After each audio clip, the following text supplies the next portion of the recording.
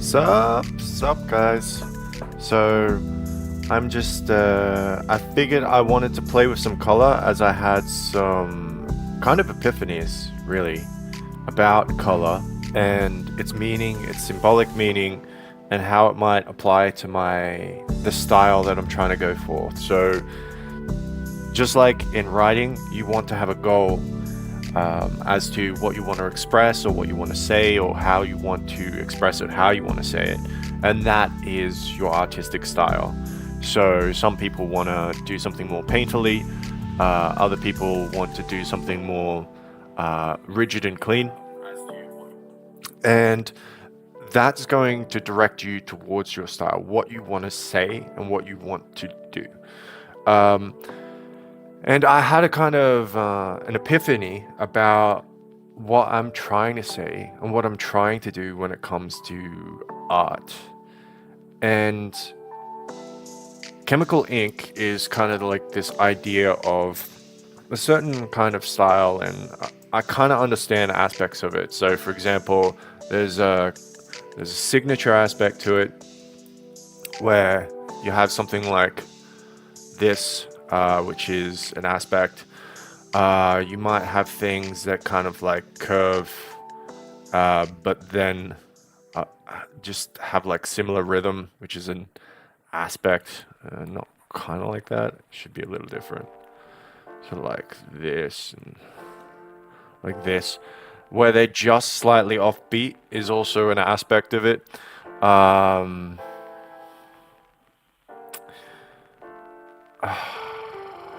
I know that there is now aspects of it of color, so specific colors, and then just like variations on those colors.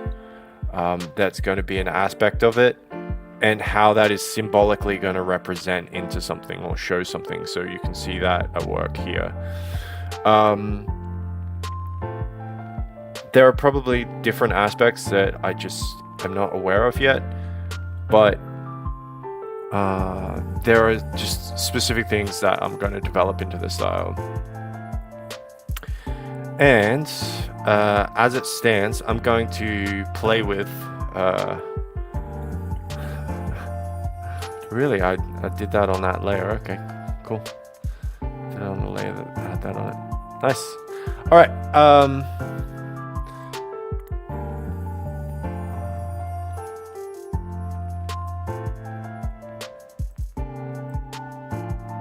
Move these guys into a folder and get them out of the way.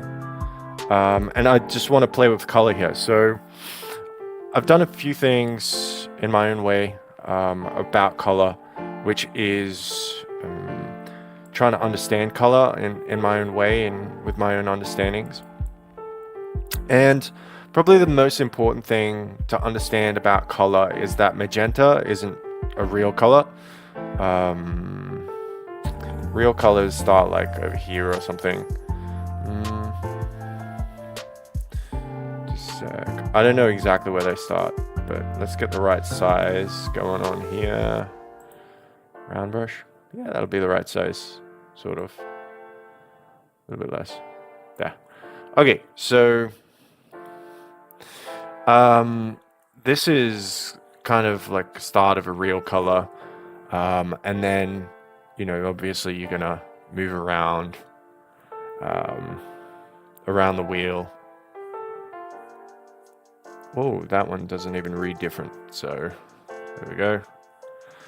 And there's going to be certain angles that you need to pass in order to sort of be able to read the color differently.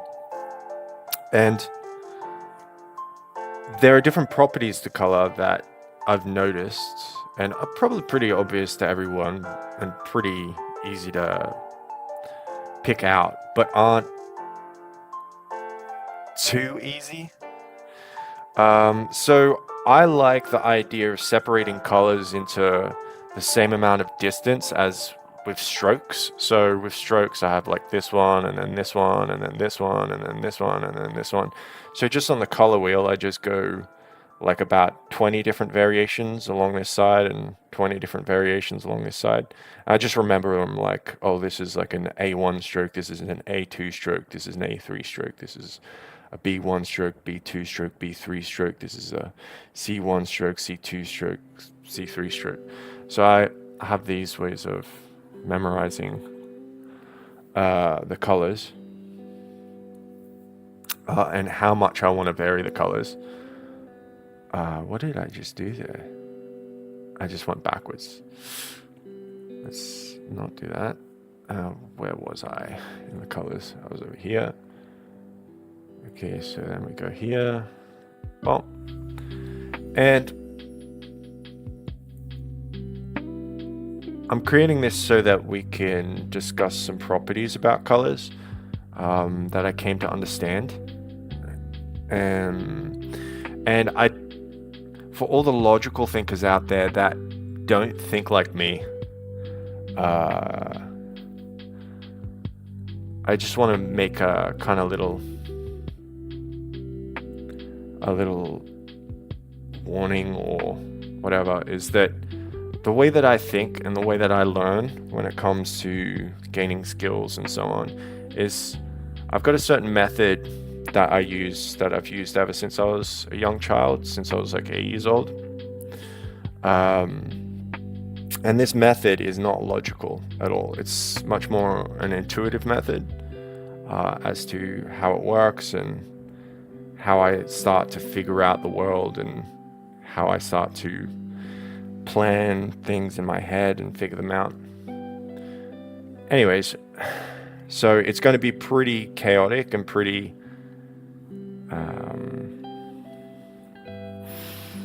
how would you describe it? I suppose you would describe it as just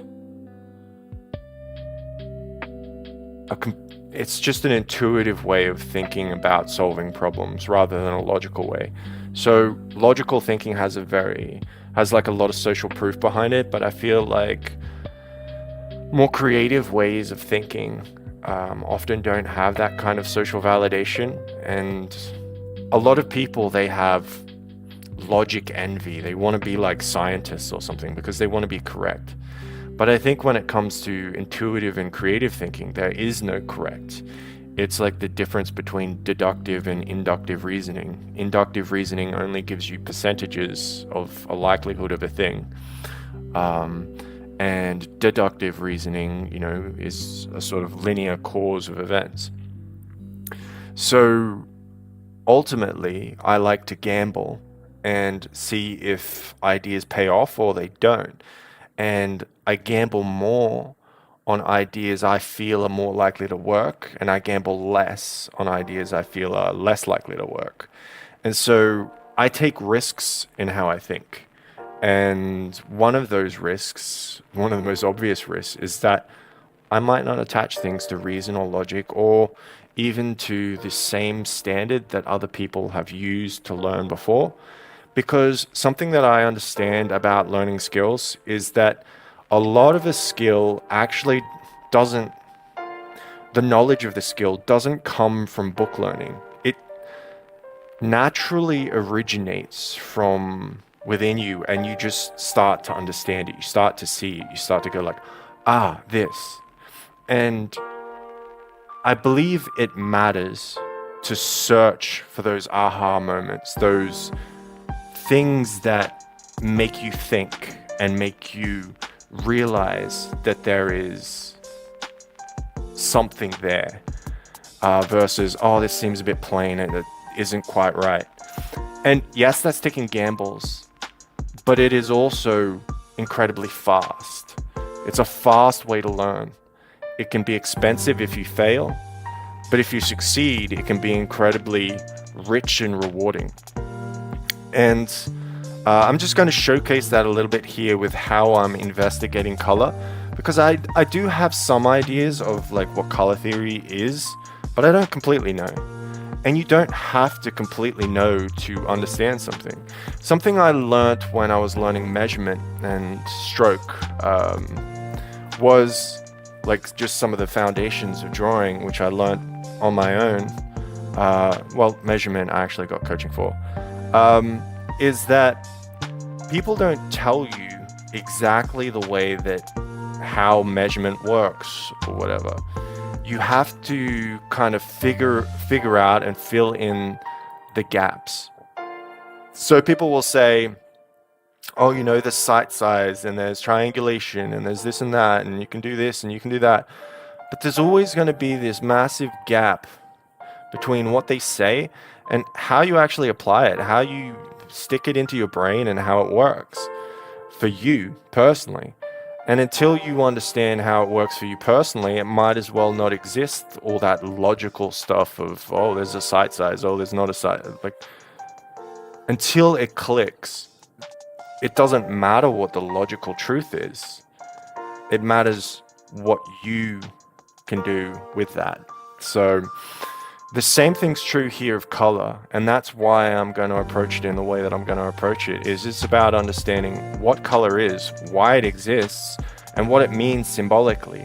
Then attaching that to reality, and then by attaching it to reality, then starting to add further meaning, substance, and understanding to what's happening.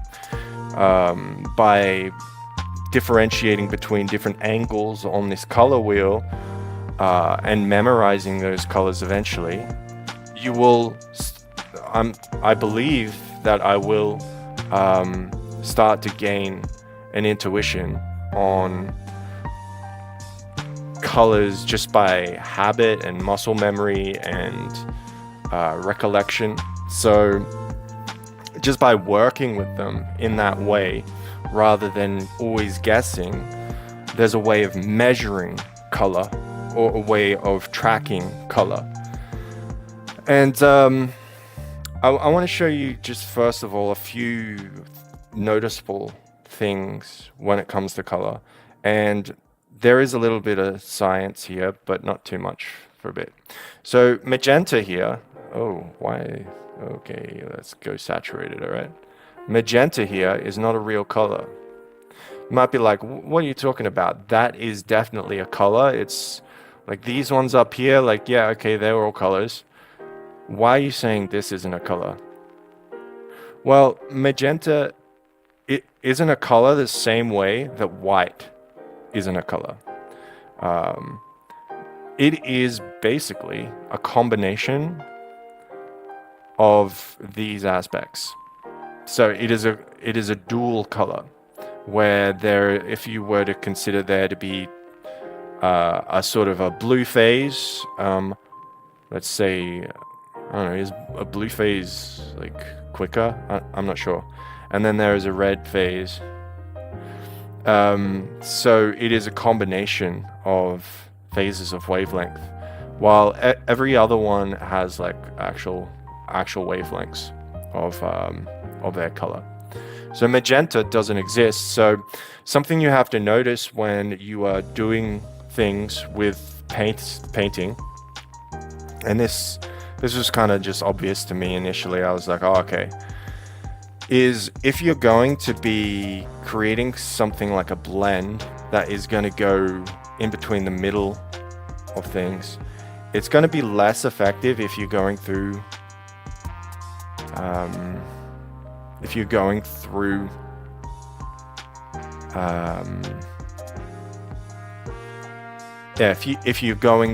like red and between red and blue, as opposed to if you go the other way, where if you're going from here and here,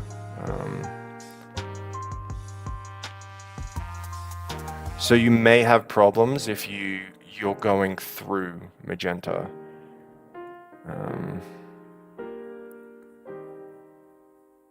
And then if we blend, because one is a change of a wavelength of light, and the other is literally creating a dual phase of like representing both colors at the same time. So you may have problems with actually blending with magenta, or if it goes through magenta. And that essentially gives us a kind of weird truth here, which is that magenta And this is where this is not sciencey. This is just literally me being infuriatingly chaotic or creative. Well, okay. So magenta is kind of, yeah, it's not a real color. It's a kind of a dual color, but that means that its opposite, green,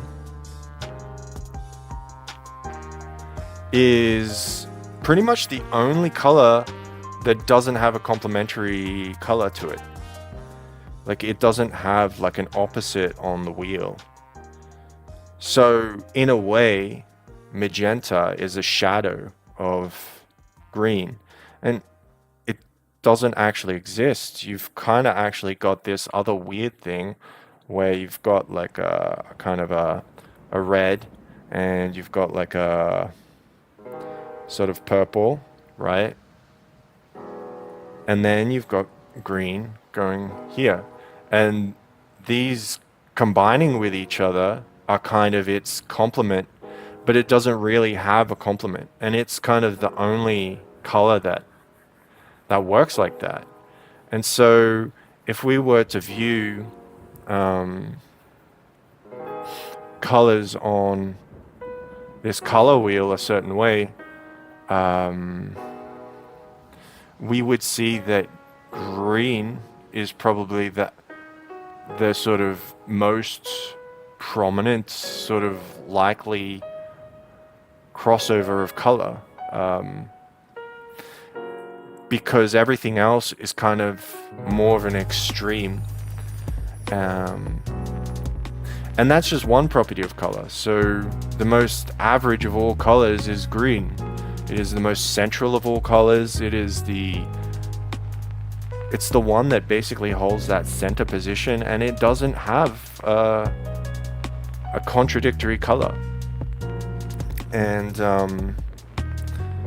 there's something very interesting about that truth. Like, isn't that strange? Like, it doesn't have a sort of complementary color. It's kind of got this unreal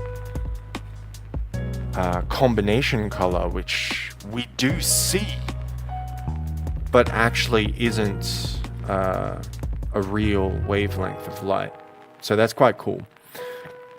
Now, there's another thing I want to make you pay attention to when it comes to color, and that is that the brightest colors are yellow and this light blue here. These are kind of like quite bright.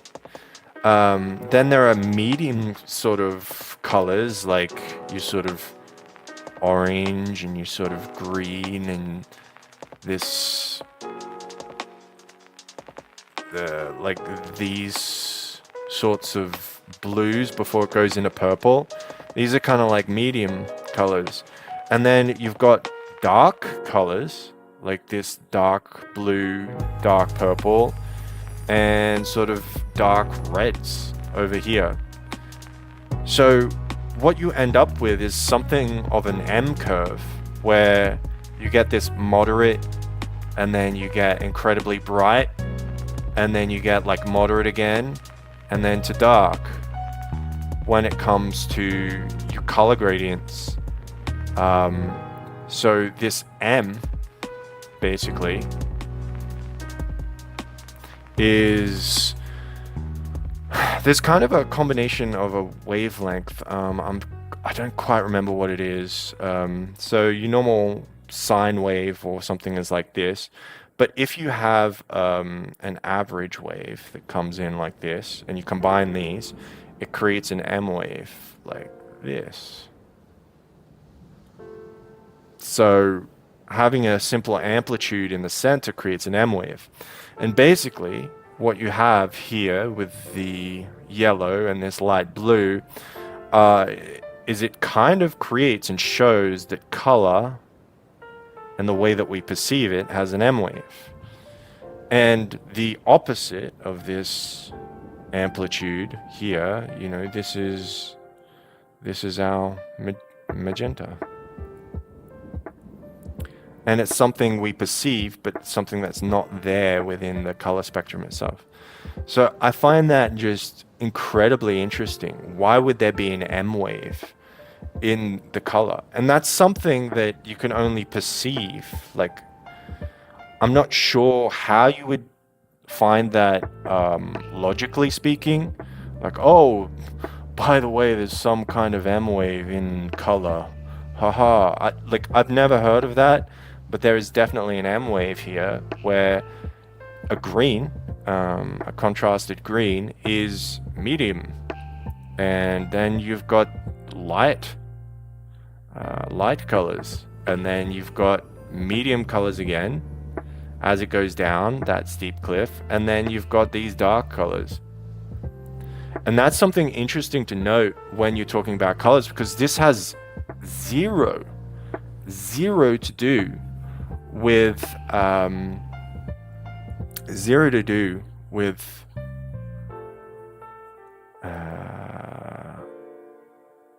like adding darkness to something.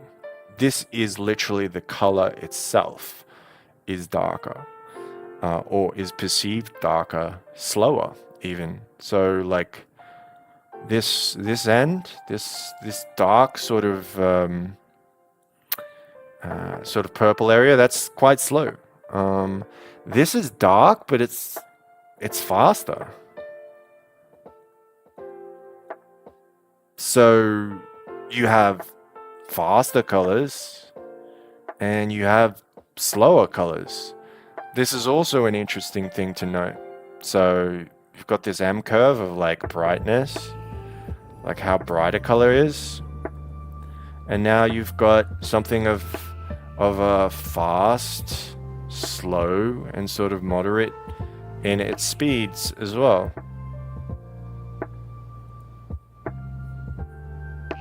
Which is just how it feels. Red feels fast.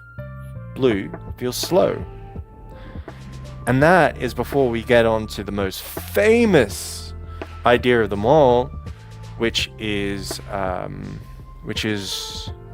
warm and cool. So warm and cool I do know about. So I believe orange is the warmest color.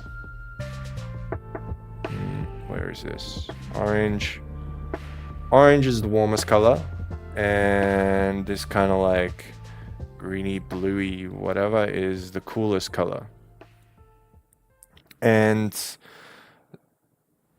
yours, I believe it's like yellow green or something, is a neutral color, or is it yellow? I don't know. And then you've got like these purples or something, which are also neutral colors that don't have warm or cool in them. They're just kind of like neutral. Maybe it's a little bit more orange red or something. I don't know, a bit more of an orangey red. Maybe that's like the warmest. And then the cool on the other side, nice and cool. And then that means like this sort of color, and then this sort of color are neutral. Yet that one doesn't quite exist as an actual color, so I'd say this one. And maybe I'd push that over yellowish a bit. So these don't really have color, like warmth to them or coolness. These ones do. And the idea is that when you mix something of contrast of warm and cool, it then highlights that warmth and cool in the painting or the drawing or whatever. So you want to be using things that have an aspect of warmth and cool in them, to contrast one another. But I also think about things like, but maybe there's times where you want to use light colors and dark colors, but you're probably always going to use light and dark colors if you're using warm and cool because essentially, like, okay, there's this dark color, and then you may use like this blue color, which is a light color, and those are actually opposite colors and opposite like warmth and cool. So this is warmth and cool here, and this is neutral, your neutrals, right? So you have this weird thing happening when, like this crossover X type thing, when you're looking at warmth and cool, which is also interesting because, you know, that again is kind of like these weird M patterns that you're getting in colors.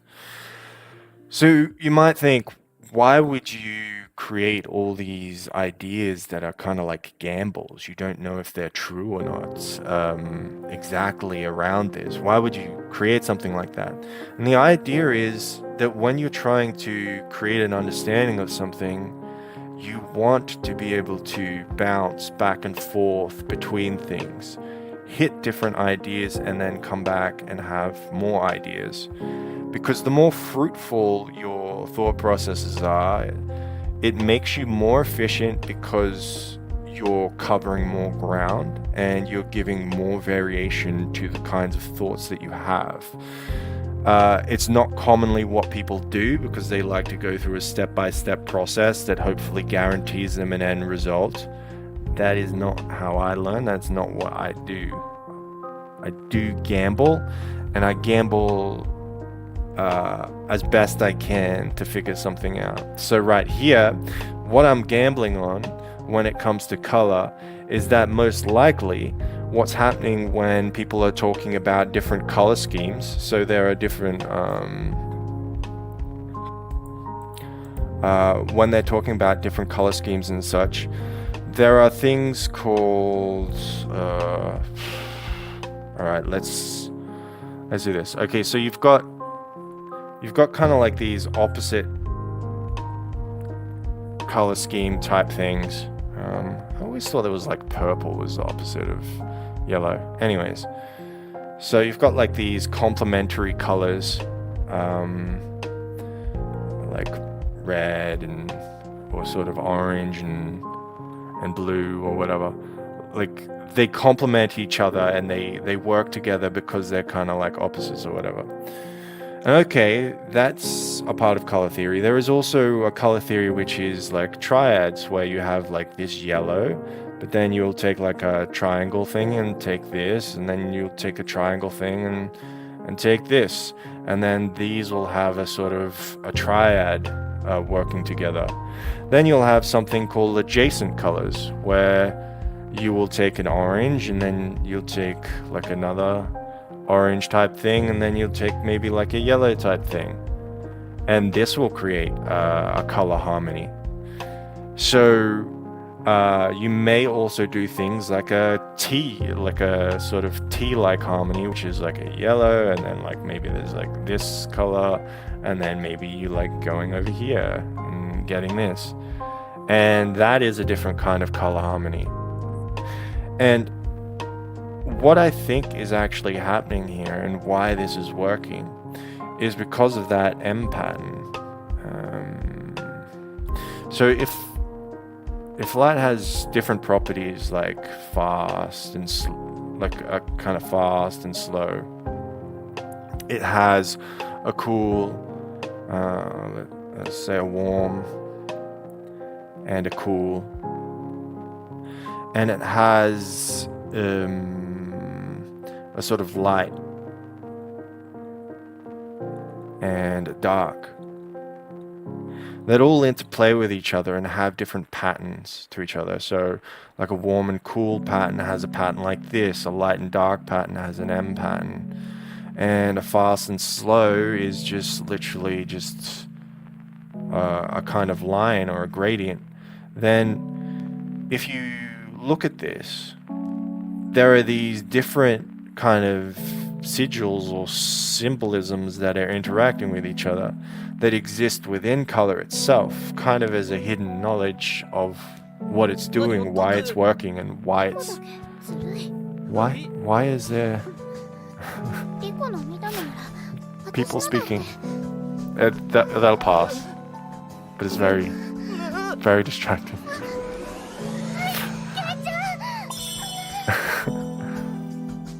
Mm. あれそんなことでいちいち張り合うなよ。ケイタ、アコの貧弱な胸は見たくないって。There we go. Alright, so when it comes to these,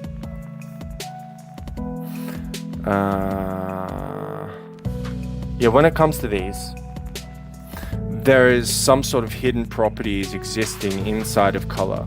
And what we can determine from this is that they come at a certain rate, and there's a certain amount of them. There's not a lot of them, but they exist sort of inside of how we perceive color. And that's my gamble. Like, I'm gambling that that's true, and that most compositions of color probably come down to those different properties. So like an M property, sort of this X sort of quality, and this linear quality. And so if I look at red as the linear aspect of speed, and sort of a slow purple as the slowest, then I have a range of speed versus slow. And this is a symbolic understanding that I can then use to kind of appreciate what's happening between those color differences. And I can look at color and then say like, oh, does this look faster or does this look slower? Just the same way that people look at it and say, does this look cooler or warmer? I can look at that and I can say, ah, yeah, okay. And it's starting to slow down. It's starting to feel heavier.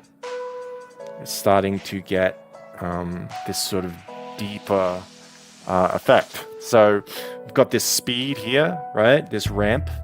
And then when we go to warm colors, right? We've got the warm color, and then we've got the cool color. Bump. And then we've got, we've got like these neutral colors, sort of neutral and neutral color. Bump. And so the difference between warm and cool and neutral colors, has a kind of representation, the kind of like beat structure, kind of like way that functions. And then that one is very fixed too. And so is this. This is fixed. And then we have these bright colors, bright color, and we have a bright color. And these exist kind of like on thirds to each other, right? Right? And then this one doesn't exist because this is like underneath here somewhere. Doesn't exist. But then you've got like this medium color, and when you're branching off, you've got like this sort of medium bright color, and you've got another sort of medium bright color. And then, so these guys are related, like this orange and this blue are related, yellow and light blue are related, these two are related, and your sort of orange and rose sort of thing is related to you sort of bluish purple, because not only is this fast and slow or whatever, fast and slow related to each other, they're also related to each other on the fact that they're both the darkest colors. So then we get into weird ideas of there being like, yeah, this is a slant, but this is also an M curve along this slant. So we have a slant with an M curve on it, and then there is also this X happening. There's also an X happening which connects from one peak to this peak and this thing to this thing. So from peak to trough, you have warmth and cool. And so essentially this is like the crossovers of wavelengths. for example, like this, that is happening. And so what we're seeing in color, a kind of slanted tilt of something changing. We're also seeing this interference wave, this M wave, and then we're also seeing the peak relating to a trough and the peak relating to the trough. And so for me, that's very memorable. I look at that and I think, oh, this is what color theory is about. This is the structure underneath the way that colors are working. At least insofar as we're talking about these colors, right? The hues. But something to note is that isn't the end of the story. So you don't just use saturated colors to color things. It wouldn't make any sense to do that.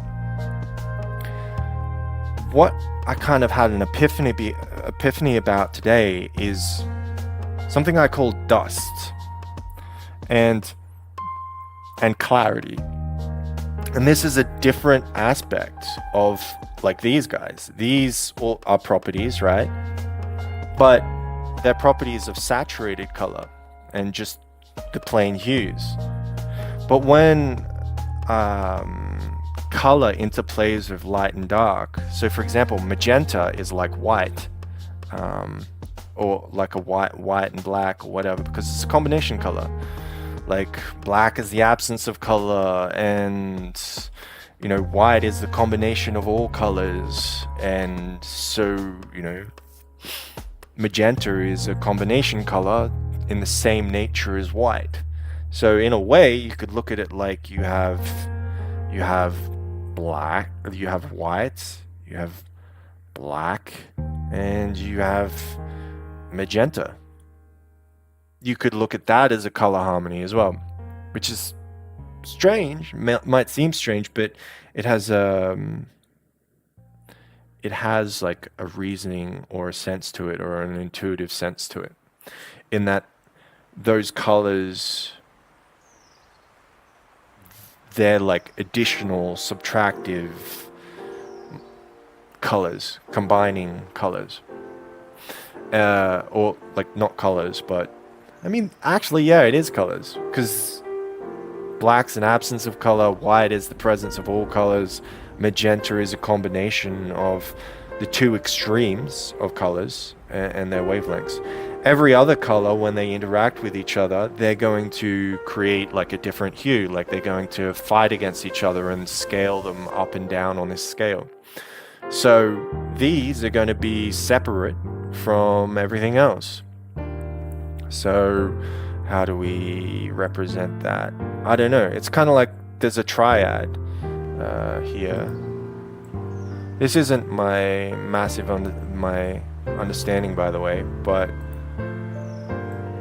I mean, like, this isn't, I'm saying this isn't like the aha moment, but essentially you've got like this triad happening of those things.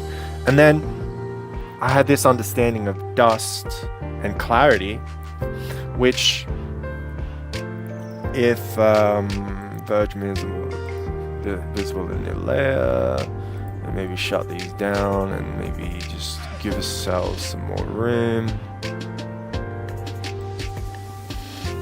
If we take this, and okay, that good. Now, I want to talk about a different aspect of color, which is dust. Now, what is dust? Basically, a saturated color feels vibrant, clear, like there's no issues, no problems there. But when you introduce dust, right, it's like there's a problem, there's something not quite right happening with that color. There's something that corrupts it, something that interrupts that color pattern. And in life, most things they won't have like a clean color, unless, like me, you're synesthetic, which sometimes when you'll taste like a flavor or something, it may have like something truly colorful like that. Say, for example, if I taste a blueberry, it will taste like, what's the color? It's kind of like this color. Where is that? I'm trying to get the right dustiness level. It's a bit darker, and then, like, is it dusty?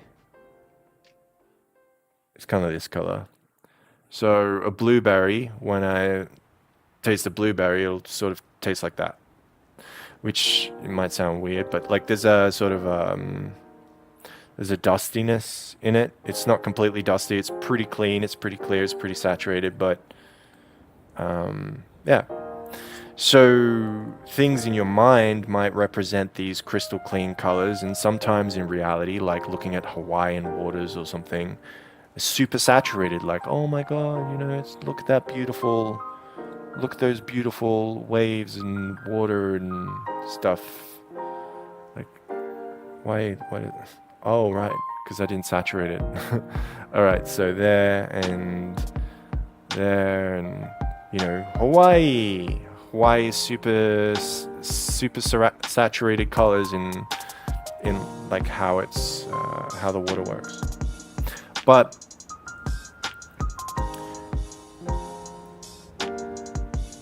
when you add dust, it has a symbolic meaning. It has the symbolic meaning of struggle.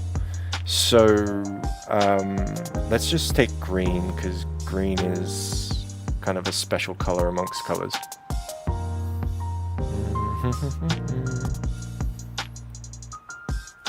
So we have green here, and that is a rich green. Let's actually make it a little bit more emerald. Maybe it might be clearer if it's more emerald. Where is that? Is that emerald? Let's go a little further. Okay, maybe a little further. Yeah, I like that better. Okay, so say we've got this kind of like emerald color here, and that's very clean and crisp and balanced, and there is no issue there. But if we think about something like moss, it's going to be more sort of corrupted by these sort of other variations of dust.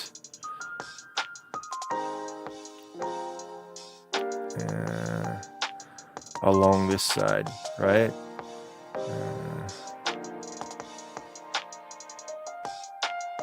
That's a bit too gray.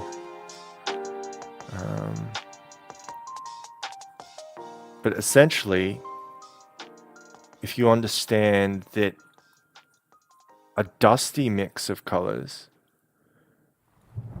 has a purpose or a point to it, in that it creates earthen tones, things that are more realistic, more like, it feels weighty or heavier, then you can understand it differently than just it being gray. So you might look at something and say like, okay, I feel like the green, crisp, whatever is then going to be weighed down by something just heavier. Like, okay, this is the color I was looking for. Right, so this is a dusty green. And a dusty green is super, or a dusty color of any color, is going to be super important in helping you describe feelings that aren't perfect, feelings that feel a little strange or weird or off, and also more natural. So let's actually close this and create a little color line of these. So there's that. There's this.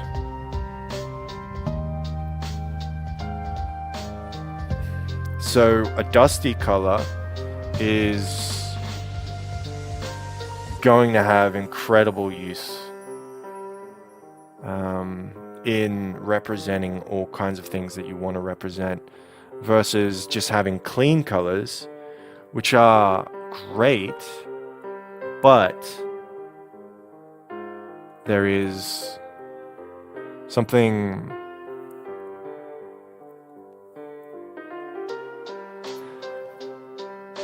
like they're way too specialized in when you would use them, or they're way more specialized in when you would use them, because often you'll come against things that are more tainted or corrupted a little bit.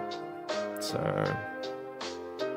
like an emotion, like most emotions that people have are not going to be completely clean and crisp. They're more going to be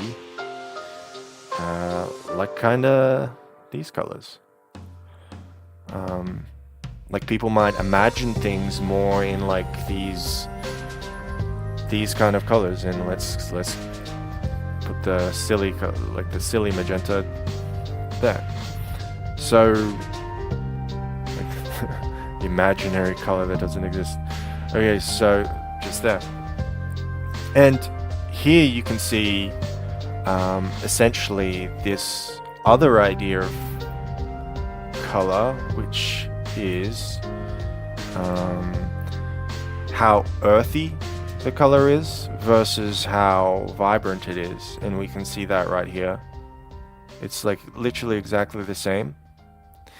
And it's just, now it's muted.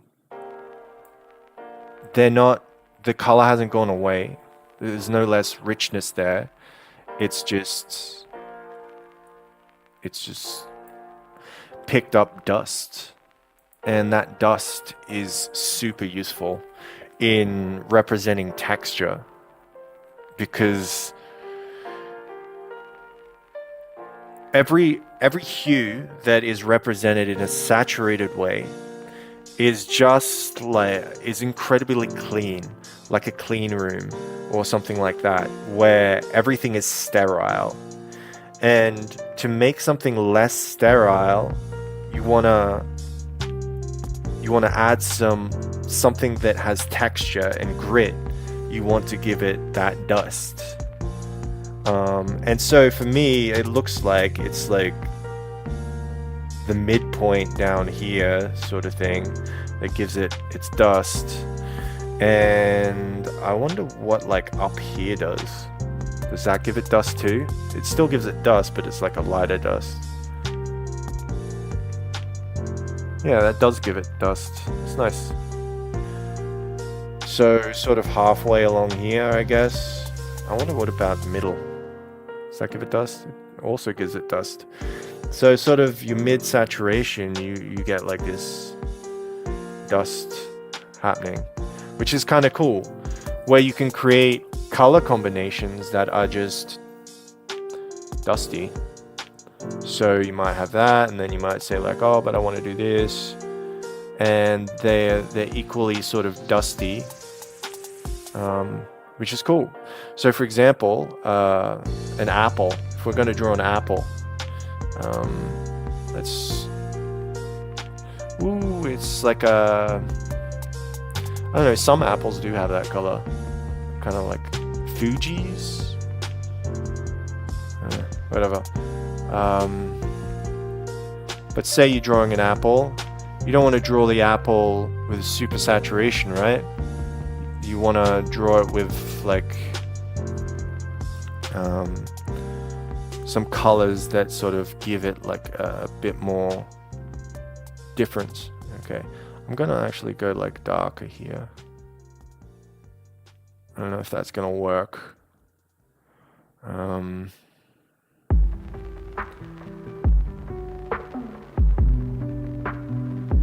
See, that didn't work. That's super fascinating, actually.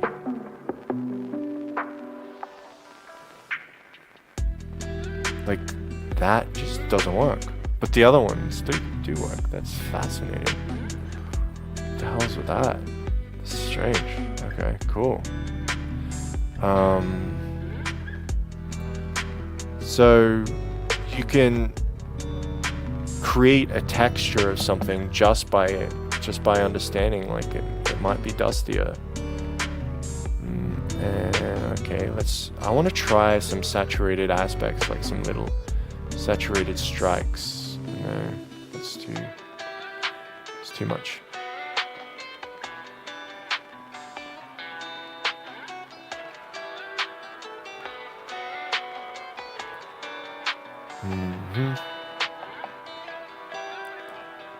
And what if there's like something light? Like, no?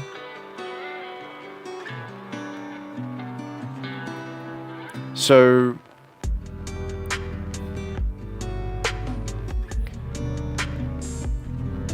colors have a symbolic meaning, not just a direct sort of relationship. Like they all have relationships, but none of those relationships are extremely direct. And if you want to create a property that says something about something, like this color is this property, you want to start to understand like the difference between like a dusty sort of color versus a saturated color, which is going to be sterile and clean, versus, you know, whether something's warm and cool, whether something's fast, or whether it's something is what do you call it? What was the other one? Fast, cool, warm. Slow, fast, cool, warm. And light, dark, yeah. So if something's heavy or not heavy or whatever. So you see here, I've created a texture for an apple. It's not an apple, but it's a texture for an apple. And the apple, like, it kind of, like, it's reading as, like, it has a texture that's kind of apple-y, which is cool.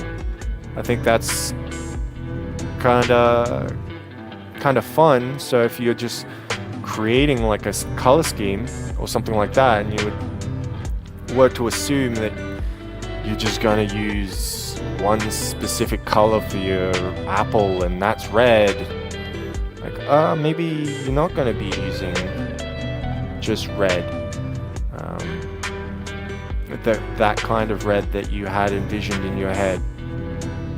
Maybe, well, this is also like a tomato, but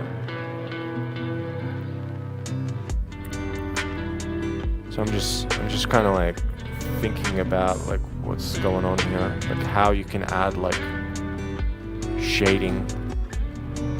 Like I don't want to use like actual shading, like where you sort of just add a gray. I want to like do it this way.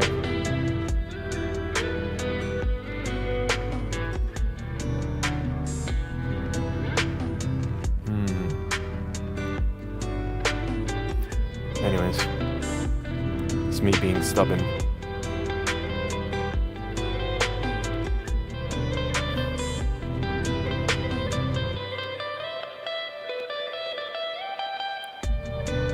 So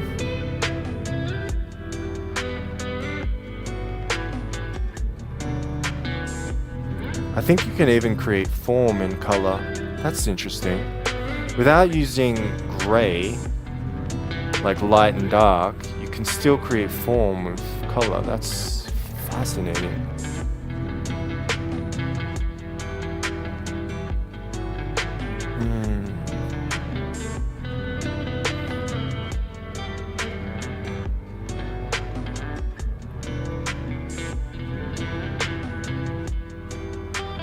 I don't know exactly how, but I'm kind of sensing it. I can sense that it's real.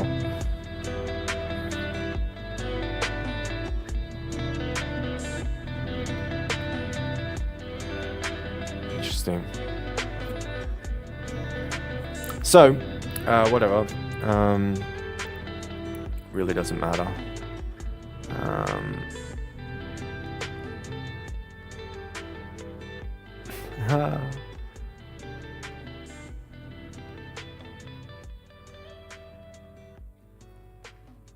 Whoop. That does not look like an apple, but it's got a bit of a texture of an apple.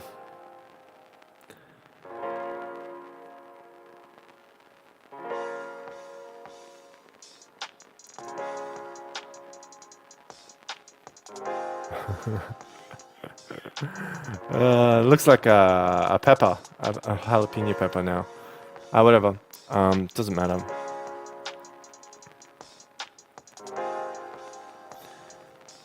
So, in just understanding like there is dustiness and there is clarity, you can kind of then investigate these ideas along this portion of things, where not everything is going to be clean, and appreciating that a sort of dirtier color is going to be helpful in representing a lot of things that are real, and that way improve how you're sensing what's happening with the colors and what's going on. So that is most of my epiphanies out of the way. And yeah. There is maybe something else I have in my head. I'm just trying to think.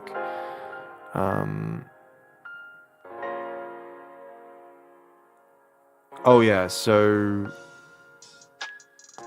I think I wanted to talk about that colors have that they say that more muted colors work together better. So colors more like, I don't know, up this end. Let's take a look at it. So this color, this color,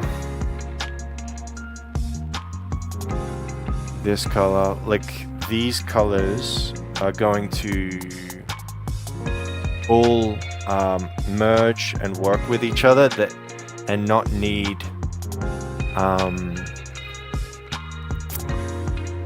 like they're never going to clash. So that's kind of the idea here, is like harmonious colors. Let's find these. So these aren't really dusty colors.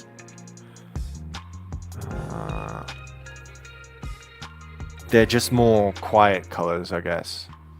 Like little introvert colors.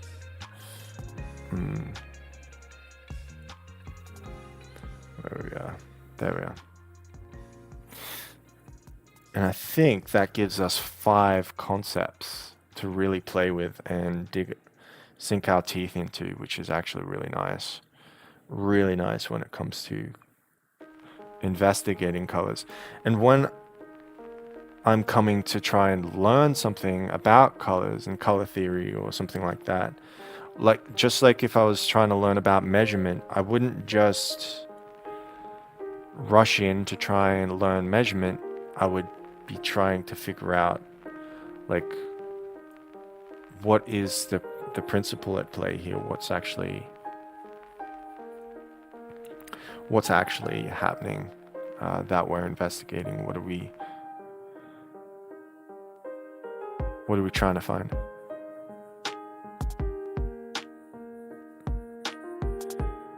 Okay, so here we have these ones. We have this weird triad thing. Okay, so we have the triad here. Then we have what's this? This is the combination of all the different things.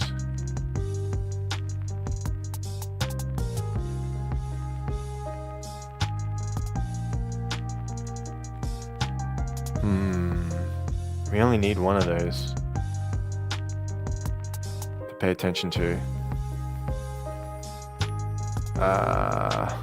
Okay, what I'll do is I'll merge this all to a new layer, and then I'll say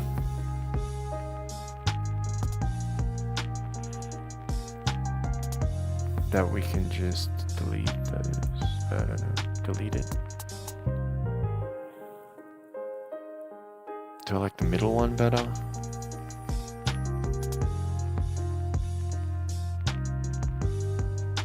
And maybe I'll take these ones. Rectangle, bap, and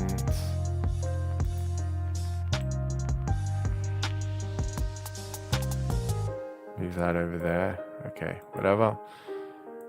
So that's the triad, bush, bap.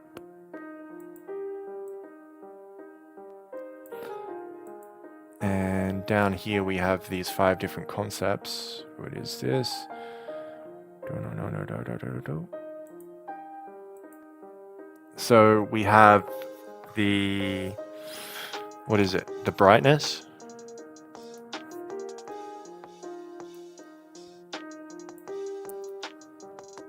So a brightness of a color.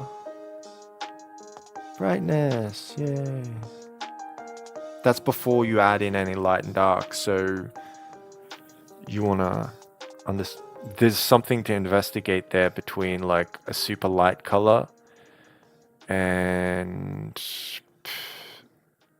like what it takes of another color, like a medium color. How much lighter do we have to go until we kind of like get an equally light color? You know what I mean? So there's a compensation there that could probably be measured and figured out. So with brightness, we have warm and cool. Warm, cool, neutral.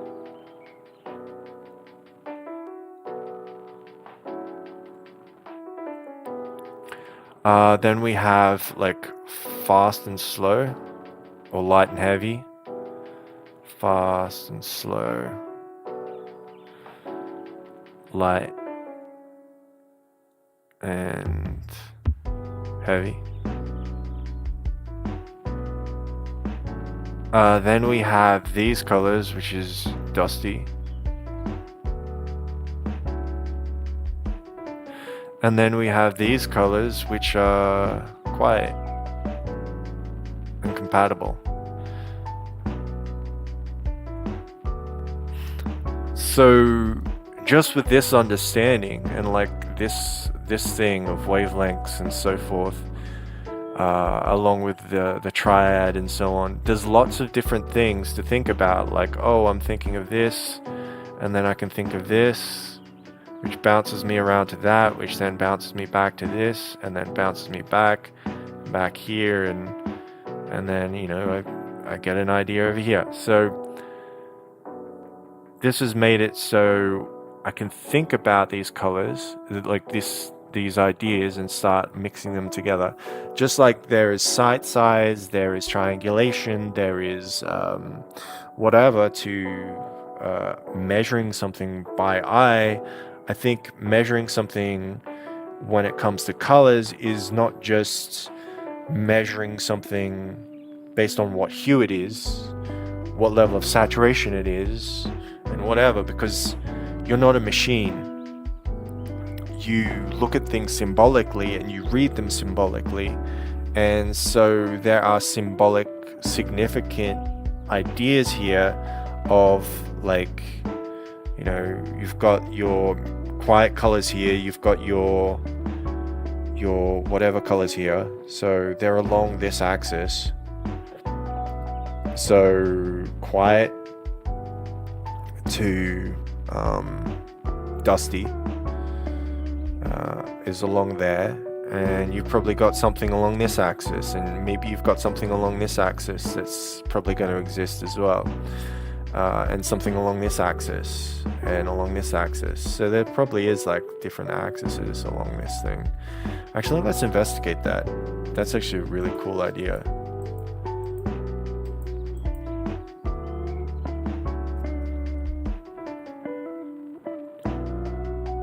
Yeah, I just want to investigate that. Like, what is that? So, I can't even see that.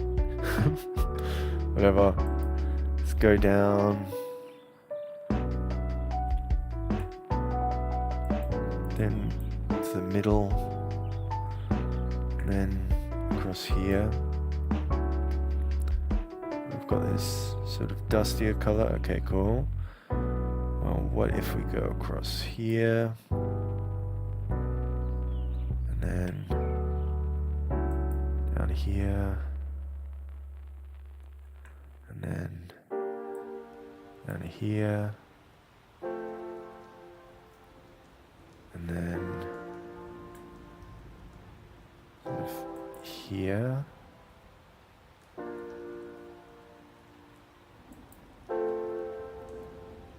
and here.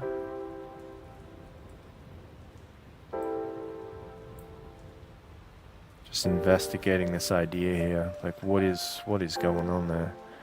And then we've got this over here, and then here, right? And then down here. Ooh, I like that color there. That's a nice color. Okay, and then if I just go here, and then I go here, and then I go like here. Like, what is that representing about colors as well? That's an interesting way to look at things as well. What is that?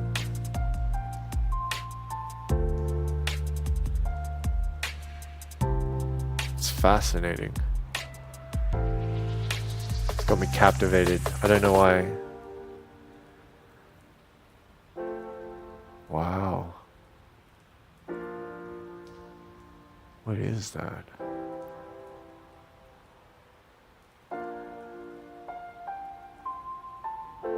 It's really nice. Huh. Okay, so you've got all these different aspects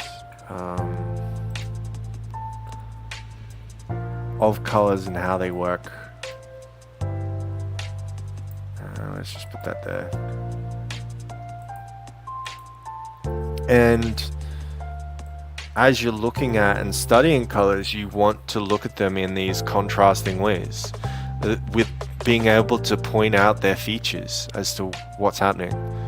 Brightness, warm, cool, neutral, fast, slow, light, heavy, dusty, quiet. Because if you can give colors properties, names, ideas,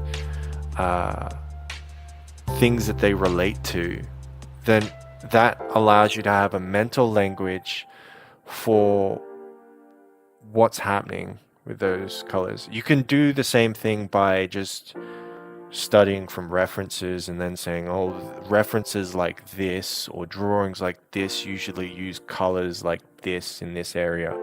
But I think that's going to be like take longer.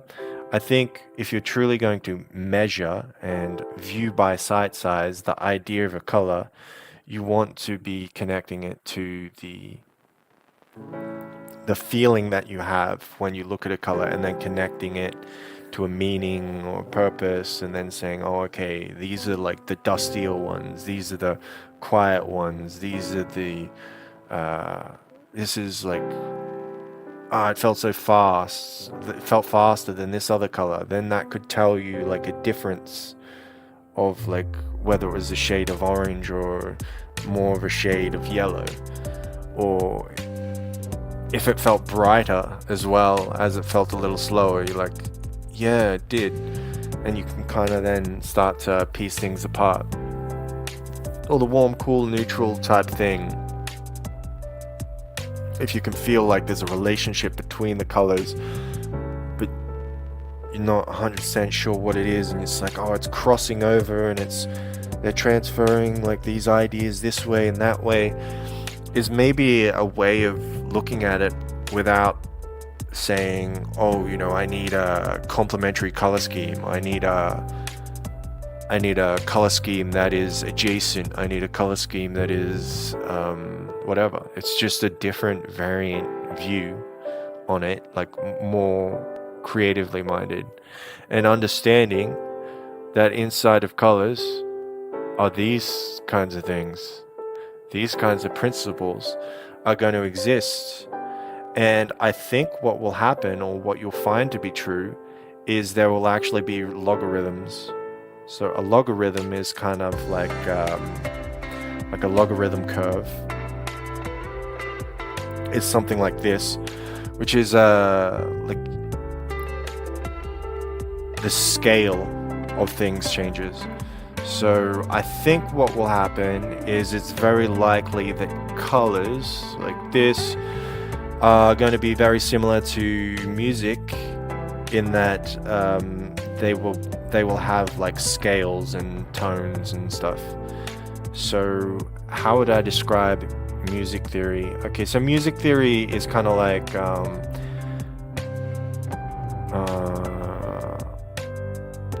I don't know. If you know what a chord is basically oh my god, it's going to be way too difficult to describe music theory quickly. But an octave, everyone knows about an octave, right?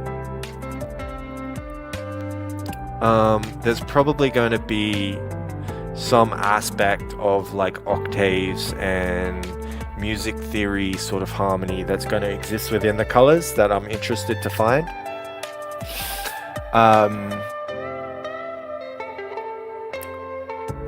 Like fast versus slow, bright versus dark. Like a Dorian tone is going to be more like greenish or whatever, and then your Lydian tones are going to be more like these. They're going to be like, I think they're going to be like more up in these red, orange, yellow sort of things, while your, what is it, Locrian is going to be more down these purple sort of hues. So there is most likely a kind of music theory to color theory, which is probably going to exist with like this kind of logarithmic patterns as well. So they're probably going to exist. That's what this suggests as well. It suggests octaves, because essentially these are wavelengths that are crossing each other, and scales and stuff like that. So that's what it's suggesting. And then the interrelation between colors and the vibrancy of them, and the speed and the warmth and cool, and the, because warm and cool is going to be relative the same way that in music you're going to have things that are happier than the bass key, and things that are sadder than the bass key, and that's going to represent a style. So in any sort of painting or drawing, if you set a certain key, like what are you drawing in? You're drawing in the key of green or something. That's your key tone. And then maybe there's going to be like you're going to range a little bit further over to these orange tones, and then you're going to range a bit further over to these green tones because you want to express a certain level of speed in your like color speed in your drawing. Or maybe you want to represent like these crossover ideas, and so you'll represent that in a different way, and that would represent itself like how musicians are using chords on one side and then using chords on another side. So you're using warm and cool would be the similar idea of using chords. So maybe you might use these greens, and then you might use complementary sort of greens and blues to create like these sort of cooler tones, and then you might use some complementary reds and oranges as different like chords that you're specifically using. Or maybe you want to keep things more neutral, and you're doing it like this, and the warmest that you get is maybe like this sort of yellowy orange, and the coolest that you get is like this dark heavy blue, and maybe that's like your theme or the energy that it has. Or maybe you're going to keep things quieter and not represent too much color, and maybe you will use quiet colors on one aspect and then fast and slow colors that move quicker on some other aspect. Or maybe you're going to use dusty colors alongside these fast and slow colors. Or maybe you're going to use dusty colors but just the cool and warm aspects. Or maybe you're going to say, I'm using a dusty color, but I'm going to use the brightest dusty color, and I'm going to use the sort of also these darker dusty colors for other aspects, and we're going to use these two bright dusty colors to do things, and we're going to use those two colors to do something. So, and you can do the same with this one as well. Like you could break that apart and take that one and take this and take that. Or maybe you're going to contrast these two. So it depends what your idea is as to what you want to express regarding your colors. And I think this is a part of it. This is a part of like the bigger picture. Something I haven't explained or seen or understood yet is like skin tones and things like that. Like, are we wanting to use dusty colors here, or are we wanting to use quieter colors? I mean, obviously skin tones are faster. Like, they're faster colors. They're like up here, right? But maybe sometimes you want to use a slightly slower color into the green for a skin tone. That would make sense. And then sometimes maybe you're going to amplify that with like or accentuate that with slower colors.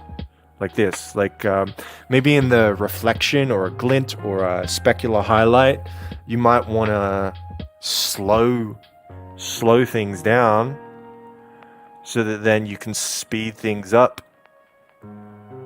Like especially in the Terminator line where you're going to have like more reds, like where you're going to have what do they call it, like subsurface scattering, where you're going to see red in the hues of the skin.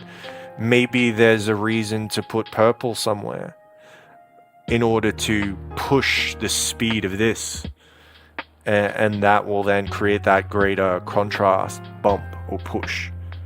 If you're looking at warm and cool tones, people know how to use those. They talk about them all the time. But say brightness, maybe you want to amplify the idea of balance in a scene. So use green. Or potentially you want to represent balance, but it's quickly slipping away. So maybe then you want to use this kind of blue and this kind of orange in order to represent like change in balance. One is going left, one is going right, one's going faster, one's going slower.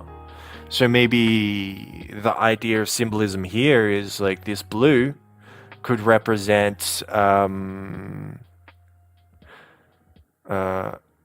slowing down,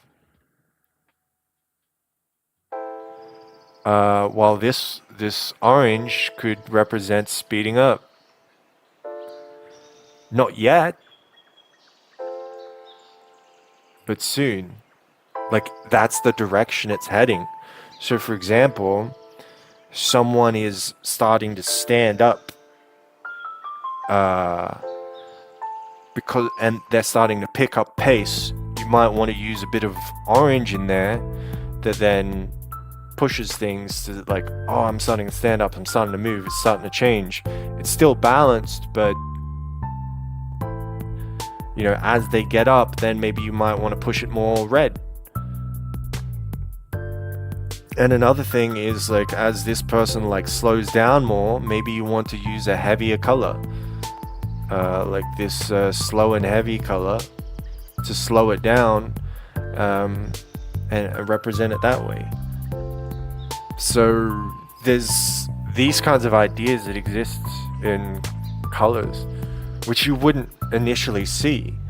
And the way that I try to learn is I try to break apart all these different symbolic ideas into pieces and gain a personal understanding or a deeper understanding of how these weird ideas interrelate with each other. And that might be really, really annoying for someone that's like logical, because you're like, those are gambles. There's no reason to say that that's exactly how it works. But I also think there's the opposite idea, which is treating yourself like a machine is a gamble. And I think to me, it's a gamble that pays off very slowly. It's something that requires many iterations, lots of people to confirm the same idea, and so on. But something like this is fast. It's risky, but it's interesting. And so when I had my epiphany about colors, I was like, oh, okay. And it's not like that I understand colors. I don't, not yet. But I thought about it in terms of magic, and so how I'm going to express magic in my novel, my world, and how I'm going to design magic. And there are a lot of like subtleties to how magic works in my book. And to represent them with color, I can't just basically I can't just use just some basic understanding of color. I need to have like an intense understanding of color, because I'm going to be using color in really vivid ways. And so a color like this, a quiet color, is going to be a color that is how do I do this? So I think I'll do this, and then I'll like use an alt. So this kind of color would be a magical color, but it would be a magical color that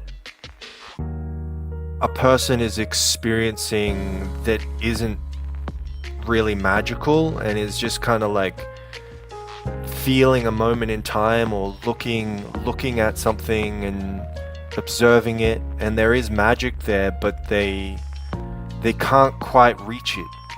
It's like, what is that thing? There's something, but I don't know what. That's the kind of feeling I get from these quiet colors. It can be beautiful, but it can also be kind of elusive. And so people might experience the magic in this way when they're muted. So you could have kind of like color schemes where there's interesting stuff happening inside a person, but it's just not it's just not getting going. It's not moving yet. Like it's stunted magic. That's the kind of way that I look at this kind of color scheme. While dusty stuff, this is something where I think someone's taken damage. So, say, shouldn't have it on fingertip. There we go. So if someone's taken damage, their magic might sort of splutter. Oh, this was the thing that I didn't say earlier. It's like another aspect of my style is like turbulence. So, like learning how to represent turbulence and stuff. So, like damage to something may represent itself in kind of like dustier colors. So,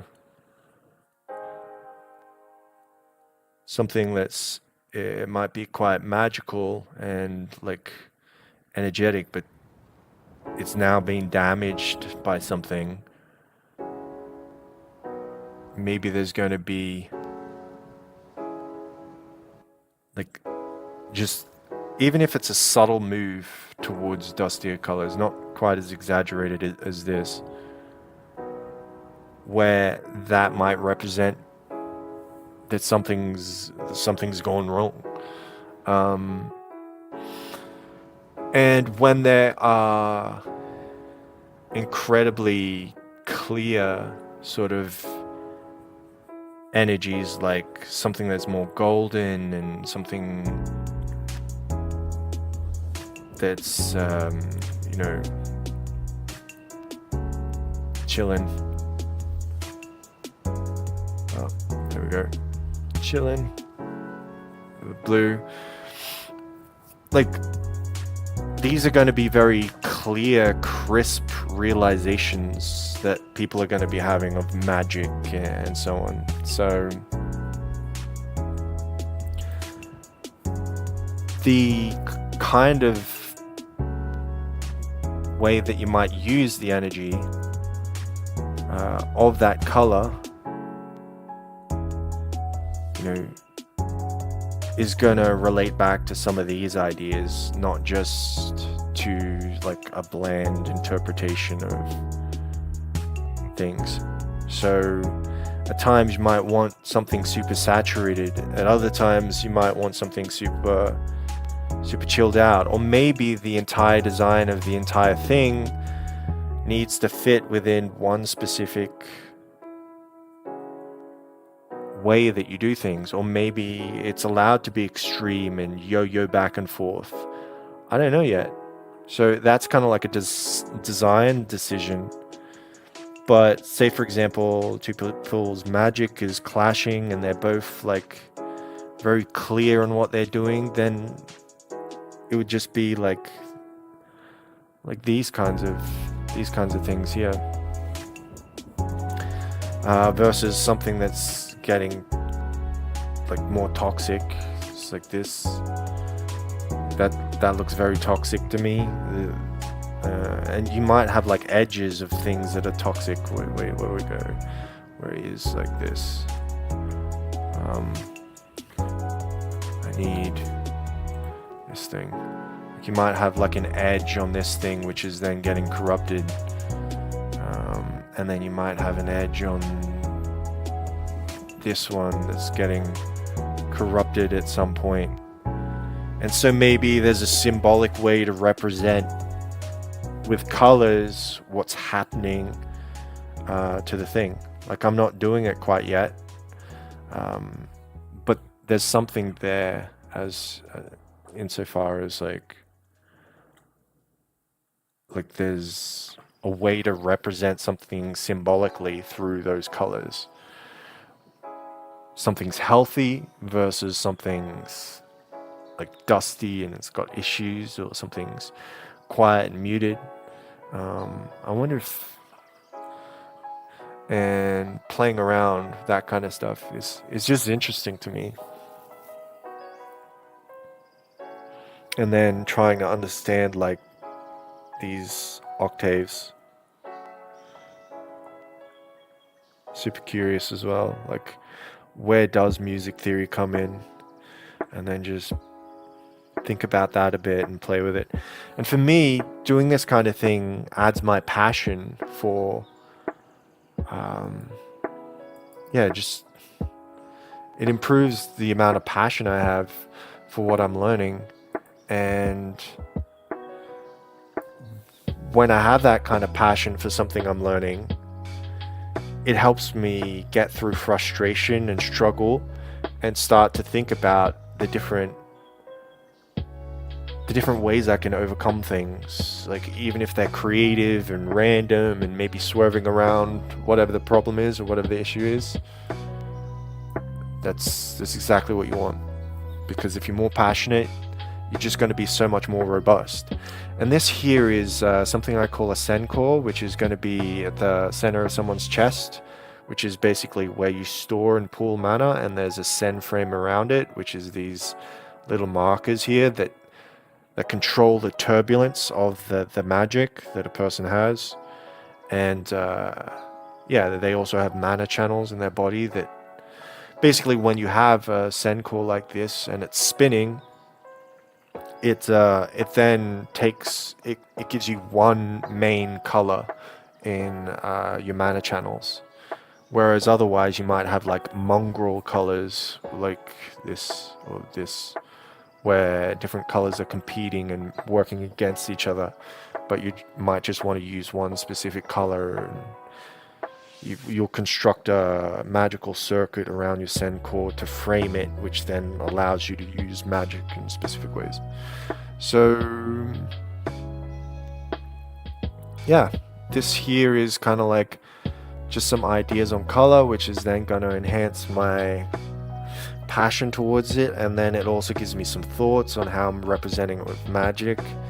And it basically tells me that in my style in chemical ink, I will need color theory stuff, but not typical color theory stuff, because I'll be essentially using things like this to help enhance like turbulence and such. This looks really ugly to me. I really dislike the way that looks. But that's kind of the point, is that it's meant to look ugly. But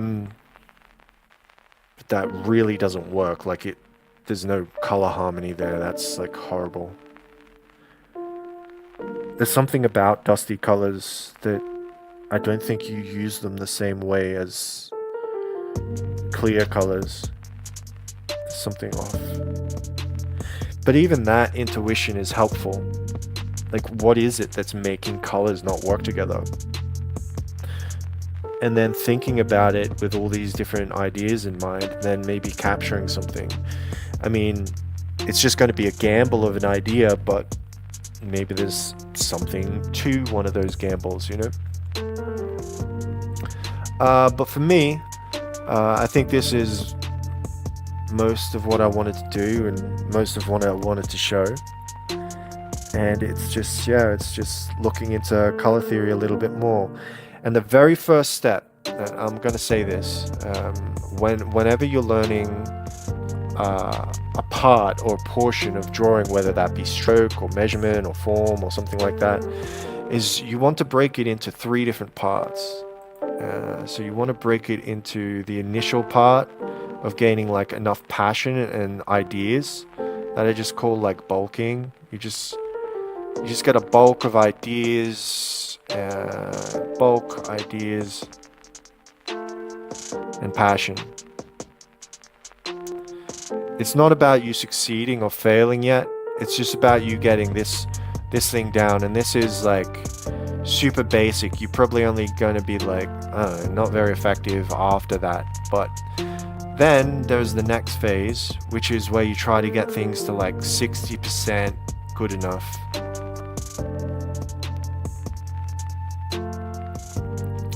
So your colors and theories and stuff might work, but like not quite pay off exactly.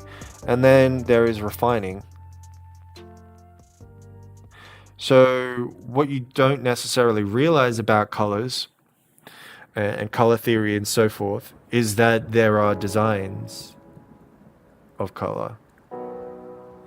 So that's where, like, say, an anime or something, they will have like specific color tones of skin that work, or skin tones that work, or whatever. Those are designs that people are picking up, and they have like a template of colors that they're specifically going to use. And if that design works, other people will use it, or maybe alter it, tweak it, whatever, and that's fine. And you will come up with like a more refined result once the color idea is refined. But I would not expect that just studying something that you would get anywhere near something as effective as something that's designed.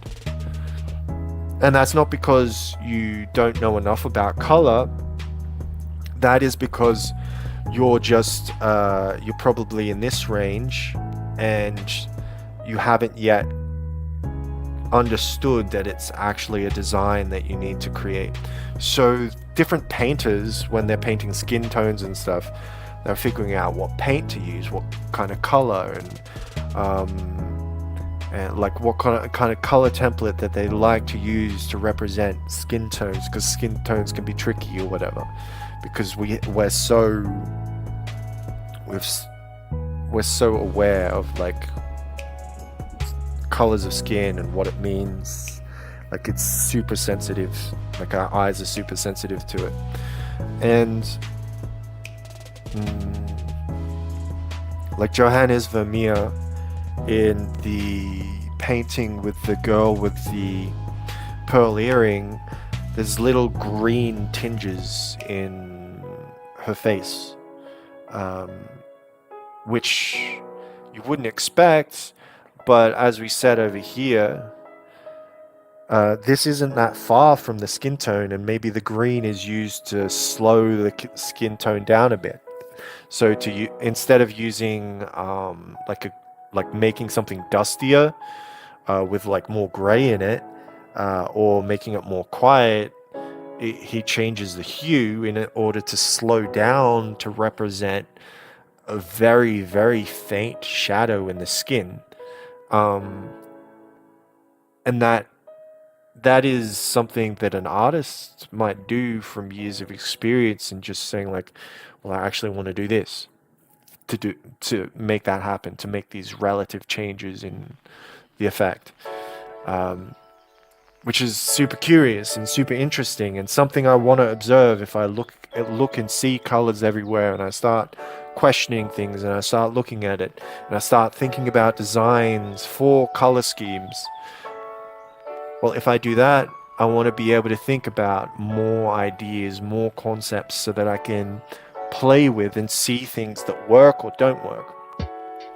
And so that's what this is kind of about, and kind of what my epiphany was. I kind of understood that, like, a Sen core like this magical core would, like, you can, like, there's all kinds of language in this, and I was like, oh, there's kind of like symbolic language as to how these things work, because when magic gets dusty, it's like you're carrying a burden.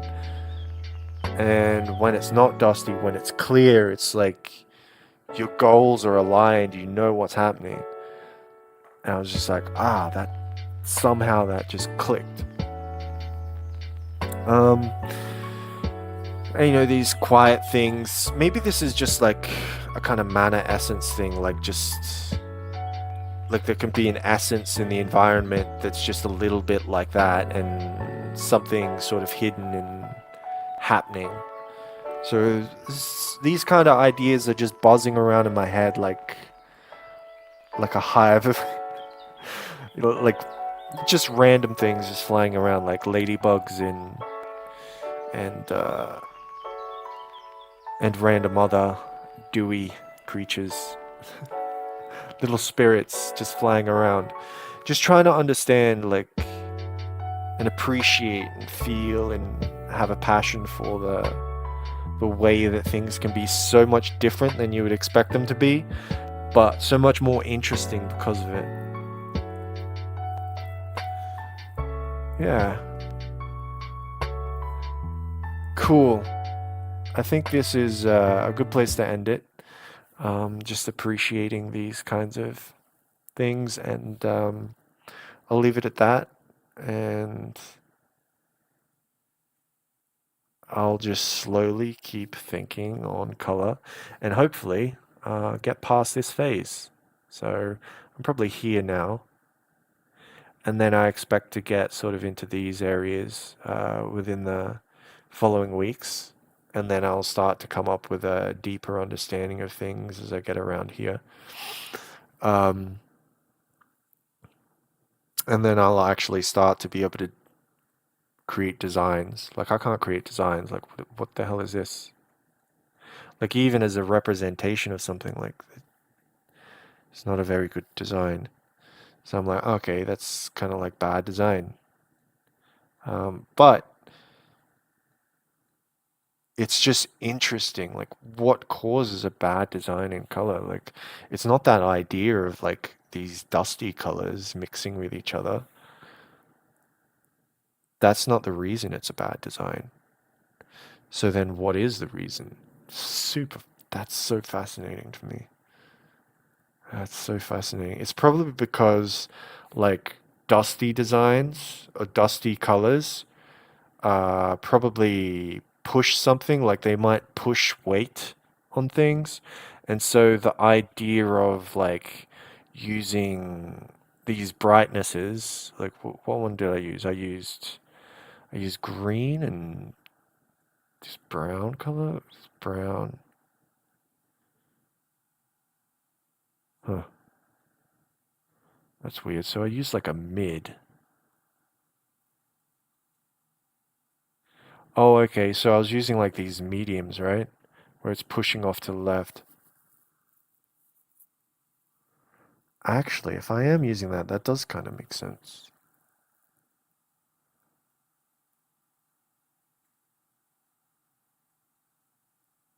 But I think like these dusty colors might alter like relatively these kinds of things. Like in a dusty color, maybe brightness doesn't come through, or in a dusty color, maybe the warmth and cool. No, the warmth and cool is definitely there. Warmth and cool is absolutely there in a dusty color. Mm, what about fast and slow? Maybe fast and slow does exist there. Yes, I think it still exists in a dusty color. It's less clear though. I think they are closer to each other in a dusty color.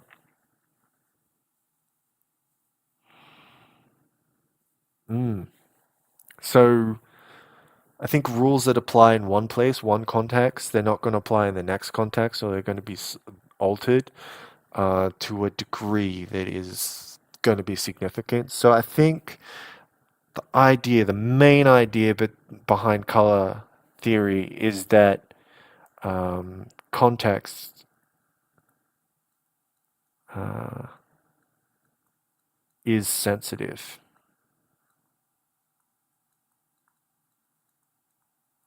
And it's sensitive for many reasons, many hidden reasons. Um, hidden reasons.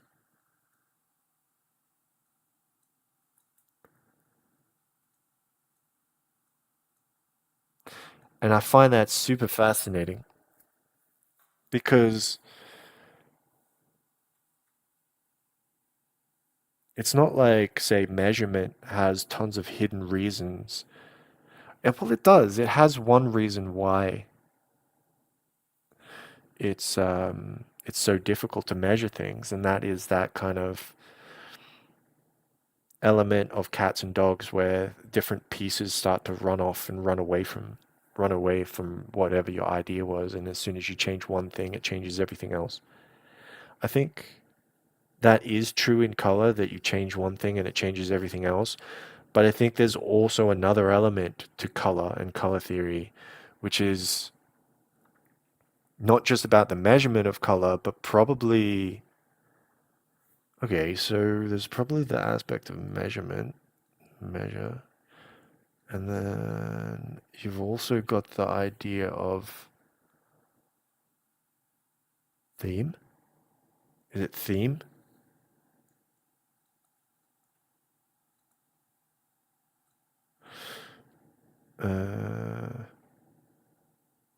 And you need to sort of design the theme properly. And if themes clash or don't make sense, coherency, like making it coherent.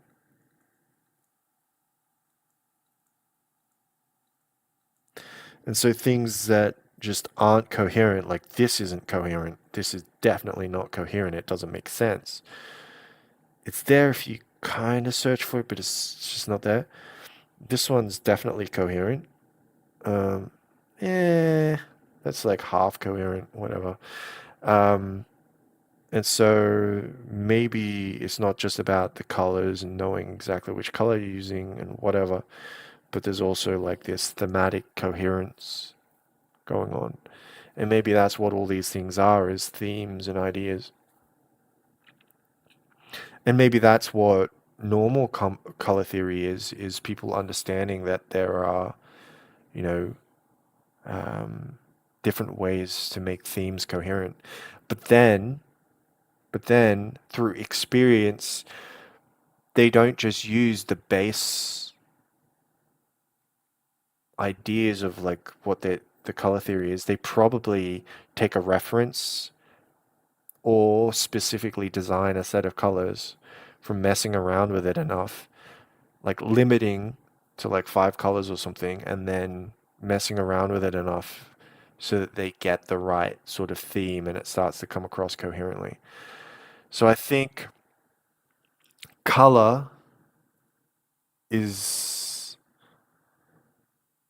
going to either clash or become less coherent in its theme. And that's part of the reason you want to understand color, its different thematic and symbolic aspects, and then attach those to things. Okay. Okay. That's me just taking a gamble, by the way. Like, that's a big gamble, but I think it's a good gamble. And yeah, that's basically what I've done here today, is just show you a little bit how I gamble. But I'm actually not gambling that much because see here, this thing is 100%. Like I know this thing is 100%, and I'm just doing this bulking phase here, and then I'll move into this phase next. So I literally have nothing to lose. I only have things to gain, which is this extra information can help me um, navigate my way through extra, like other things that I'm gonna learn. Like whatever I'm gonna observe next is gonna get me good enough, hopefully. Like not this, but like this. This is pretty cool.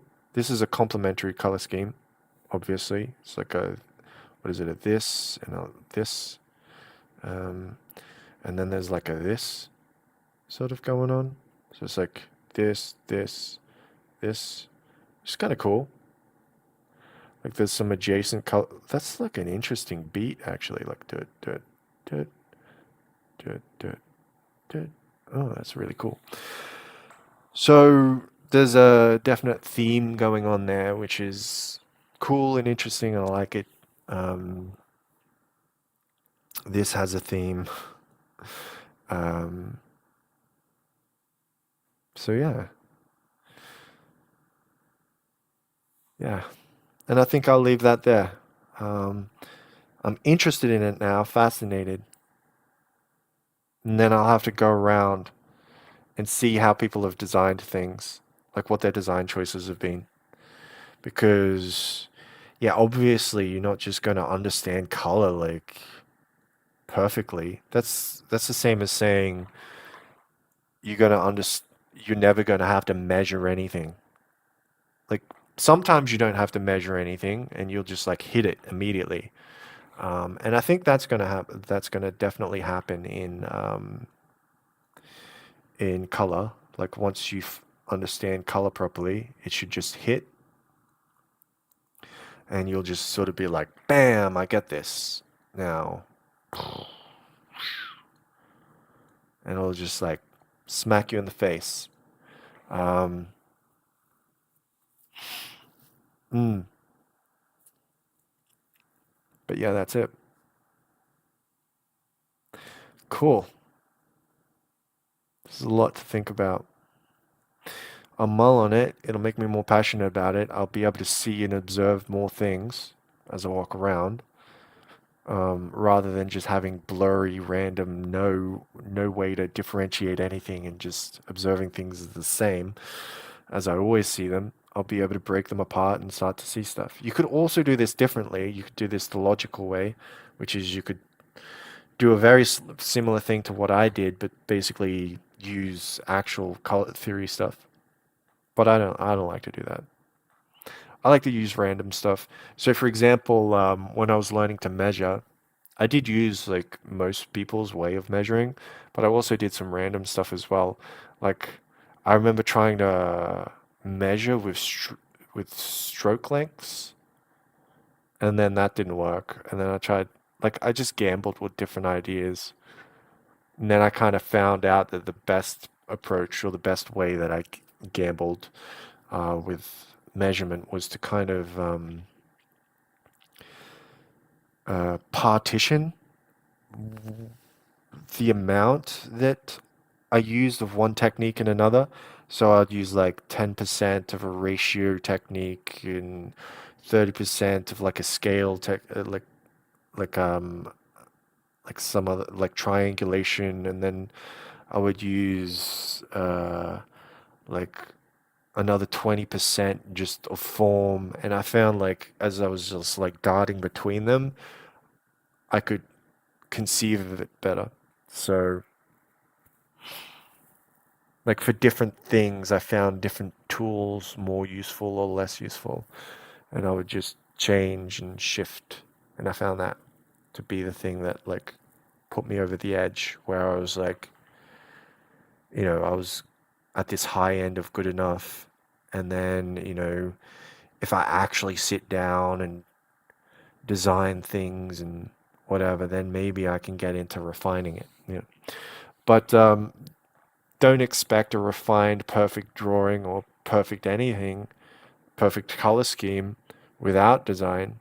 You have to design things. You have to also, when it comes to designs, you want to investigate what other designs have existed before and kind of appreciate a larger breadth of things. That doesn't necessarily mean like you have to take someone else's reference and then copy that. You just want to look at things and then look at the subtleties until you get like deep subtleties and nuance in your understanding. So this is just the clumsiest attempt to get nuance and understanding. It's a bunch of gambles, but they're kind of cool. I like them. And to me, liking them is a little bit more important than them actually being accurate at this phase, because it gives me interesting ideas, and that's cool. So this is a little insight into how I think, which is totally random, and a lot of people will be like, I hate that. But it's also really interesting. All right, take care, everyone, and hope you enjoyed that, and have fun learning. All right, bye.